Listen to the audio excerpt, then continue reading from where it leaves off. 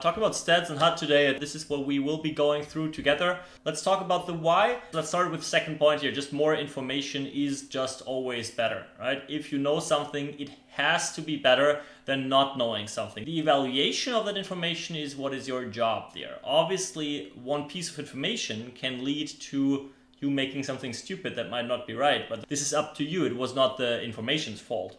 So yeah, we are used to incomplete information. We don't know much about the players we play. We don't know their hand. We don't know what they do with certain sizings and so on. So the more information we get is just better. If we know whether they are mainly betting or how often they are calling, well, this is beautiful for us. The reason why that is beautiful for us because we can start making money by exploitation.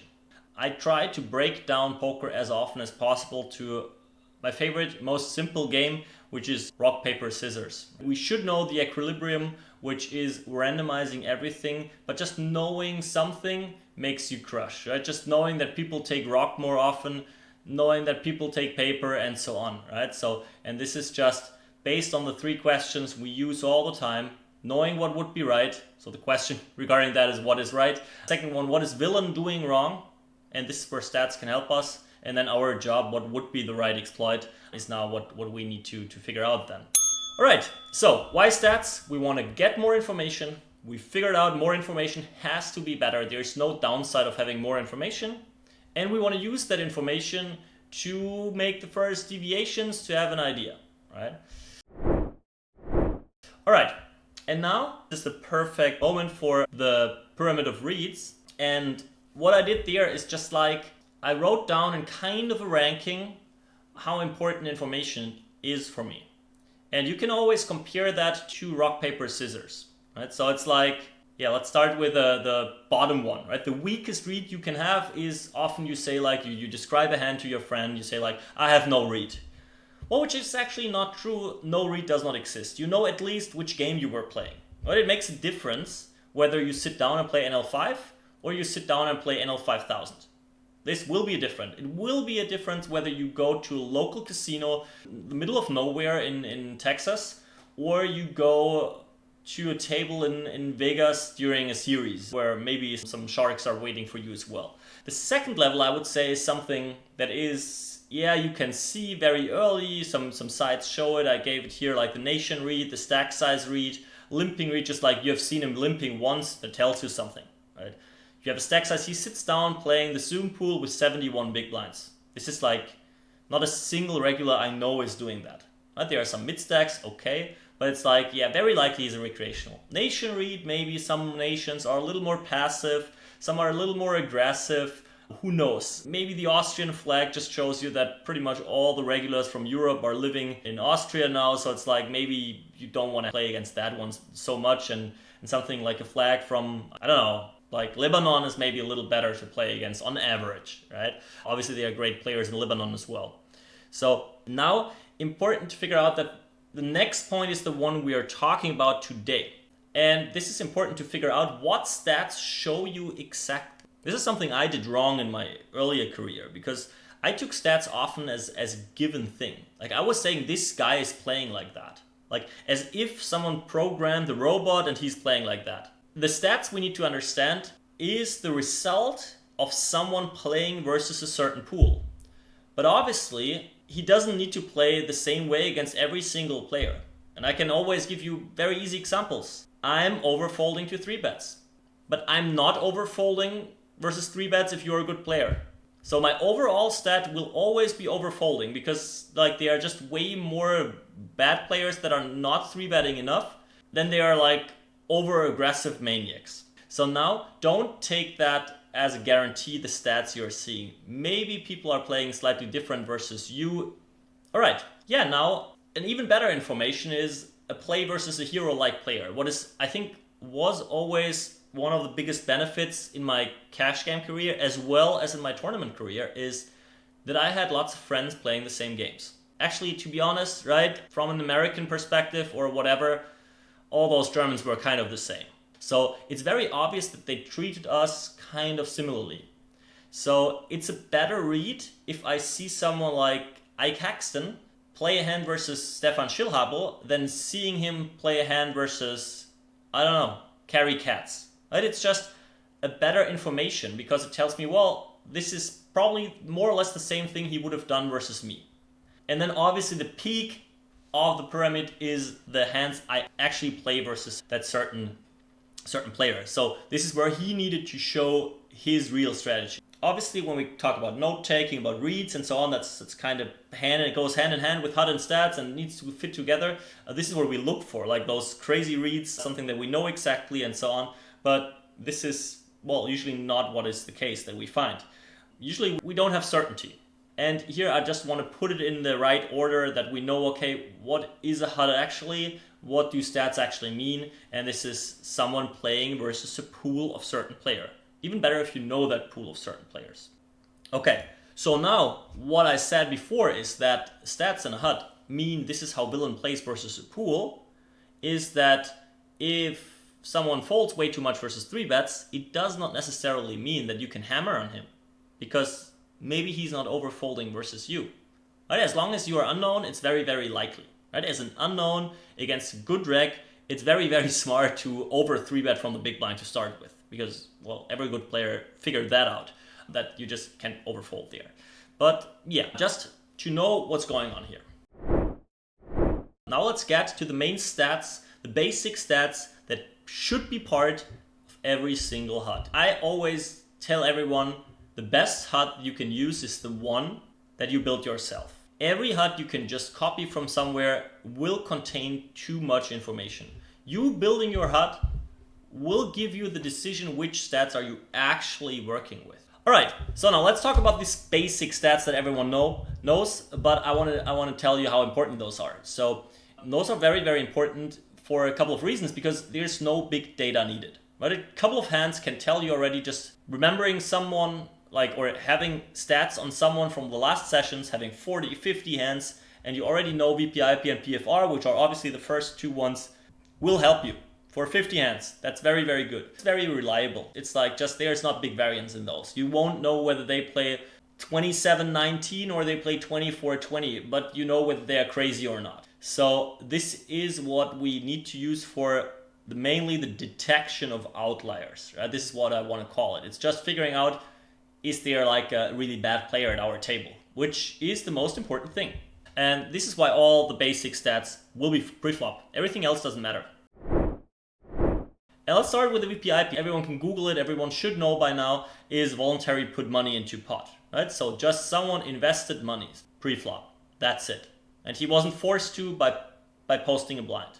This can be a call, this can be a raise, and so on. So this obviously gives you a rough estimate of how many hands villain is playing. It's important to figure out the high VPIP guys. Right? So someone who plays like VPIP 18 is obviously way too tight and hopefully not a winning player, but he's not losing much either. Right? Just like every hand that you are folding, he's also folding, which means 75% of the hands he's just playing perfectly. And then there are players with a VPIP 60, VPIP 50, VPIP 40. If we have someone with VPIP 60 on the table, this is where you want to sit. All right, second stat, very, very easy, PFR. Just means pre-flop raise. This just gives you a rough estimate of how many hands villain is playing aggressively pre-flop. Not just playing, right? This takes out limping, and this takes out all the overcalls. So pre-flop raise is very important. Someone with VPIP 18 can be still a tight, okay reg playing 18-15. Someone playing 18-2 needs to be horrible, right? Still not losing that much because VPIP is too low, but like just this over 100 hands, and I know he's absolutely horrible. Okay, so here now coming to another thing, right? So here fun player special, I put down the bigger the gap between VPIP and PFR, the more passive villain is. Often that transfers over to postflop tendencies. So we have no clue, no reads, no stats, no nothing about postflop yet, but obviously the guy who's playing 18-15 is way more likely, even though he's a nit, to bluff something postflop than the guy who's playing 18-3. This is just a very, very clear tendency that makes a lot of sense. And now coming to the question from before, is this gap can tell you a lot about whether someone is playing 3-bet only or playing flatting ranges as well. So if someone, let's say like me, is playing 24-20, has quite a low gap there, all the VPIP is coming from like big blind flats, is very close to 3-bet only. If someone plays like 27-18, well, he needs to have more flats than that, and they will come from other positions. So this is the stat I would look at, that I would say like something like 300 hands is already quite reliable for something like that, to know, okay, what will he do with pocket 7s, button versus cutoff? What will he do with pocket 8s, pocket 6s, king 10 suited, king queen offsuit, right? So all those candidates, if people have a high gap, they are very likely calling those in this position. Not saying that anything is better. Okay, cool. We had VPIP, we had PFR now, the third one, very easy 3-bet. Let's go quickly with that. 3-bet definition means raising it up with an open raise before. Someone raises, you decide to re-raise. That's what we call a 3-bet. And it tells you how aggressive people are attacking open raises. Right? So this is just, again, we can shape their range, and people are very, very different when it comes to that. This helps you to figure out your calling, and it helps you to figure out your 4-betting as well. Right? Against some people, getting an ace-king in earlier positions is absolutely horrible. Against some others, it's absolutely standard because you have so much fold equity, you make use of your blockers, it's just very, very profitable. So obviously playing aggressively against those people who play 3-bet only is way more interesting.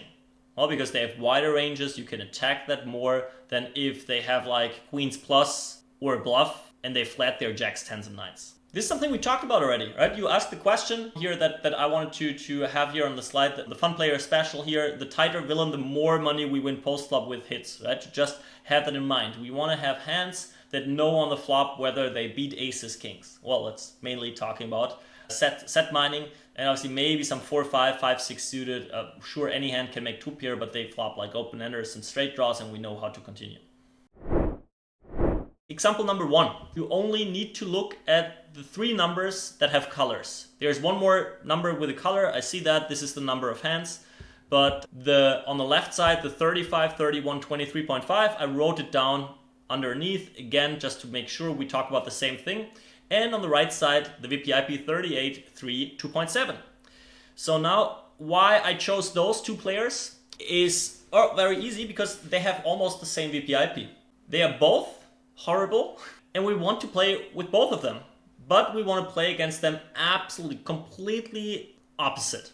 Now, forget all the other numbers around. All you need is those 3 numbers, and you know how they play. So we see, first of all, on the left side, 35, 31, he's playing like every hand, but he's playing a very, very low VPIP PFR gap, right? Only 4%, which means this guy's clearly playing 3-bet only. But you can profitably 4-bet jam ace-queen offsuit in any position. Against the other guy, you don't want to do anything. So this is something that clearly will transfer over to post-flop. Obviously, this guy on the right won't bluff a single hand.